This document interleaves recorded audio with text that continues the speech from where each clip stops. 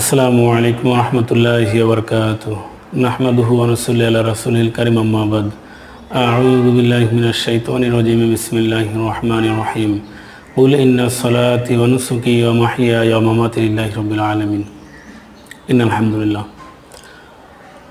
Dear friends, আশা করি প্রত্যেকেই ভালো আছেন। আলহামদুলিল্লাহ, আমি ভালো আছি।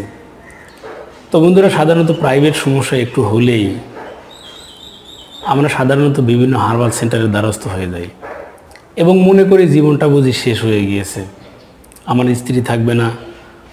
অনেকে দুশ্চিন্তায় ভুগতে থাকেন। তো বন্ধুরা, এই সমস্যাগুলো যাদের হয় ভুগি মাত্রই বুঝতে পারেন যে সমস্যাটা কত গুরুতর। তো বন্ধুরা, তবে একটি কথা জেনে রাখুন, সারা রাত্রি ঘুম হয়নি, এই ঘুম না হওয়াতে যতটুকু ক্ষতি হয়েছে এর চেয়ে বেশি ক্ষতি হয় যখন সারাদিন চিন্তা করতে থাকেন যে আমার আজকে রাত্রিতে ঘুম হয়নি।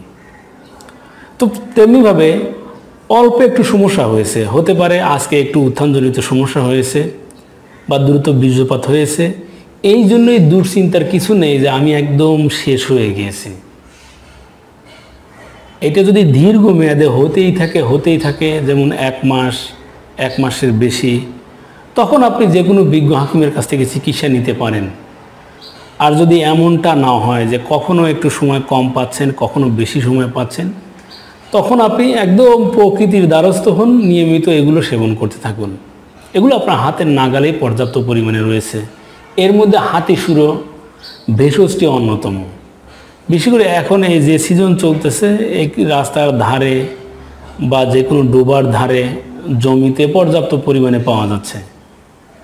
এটির ফুল সাধারণত হাতির সুরের মতো বাঁকানো হয়, উপরে সাদা একটু আভা থাকে। তো বন্ধুরা, এর শিকড় উঠিয়ে নিন। তবে যে হাতিসুরোর কাঠ হয়ে গিয়েছে, ভিতরে মানে বয়স হয়ে গিয়েছে, এটি তেমন কাজ দেয় না। আপনি অল্প বয়স্ক চারা উঠাবেন যেটি কাঠ হয়নি, একদম দ্রুতই নরম শাক, যেরকম ডাটা শাক ভেঙে যায় এরকম নরম একটি চারা নেবেন। এটা 2 থেকে 3 ইঞ্চি পরিমাণ উঠিয়ে নিয়ে পরিষ্কার করে ধুয়ে নিন। আমি খুব সহজভাবে বলে দিচ্ছি, এর আগে পানের সাথে সেবন করতে বলতাম। তো আপনি কোনো ঝামেলা না করে সরাসরি 2 থেকে 3 ইঞ্চি পরিমাণ শিকড় নিয়ে পরিষ্কার করে ধুয়ে মুখে পুরে চিবিয়ে রস খেয়ে নিন বা ছোবড়া সহ খেয়ে ফেলুন। আর যদি মনে করেন যে একটু দ্রুত রেজাল্ট চান, একটু ভালো রেজাল্ট, সেক্ষেত্রে 2-3 ইঞ্চি পরিমাণ শিকড় নিয়ে একটি মধ্যবয়সী পানের সাথে একটু মধু লাগিয়ে শিকড়টা রেখে দিন। এরপরে পান যেভাবে চিবিয়ে খান এভাবে খেয়ে ফেলুন। তো বন্ধুরা, এভাবে নিয়মিত 1 মাস সেবন করতে থাকুন, দেখবেন আপনার এই সমস্যা ন্যাচারালি বা প্রাকৃতিকভাবেই ঠিক হয়ে যাবে ইনশাল্লাহ।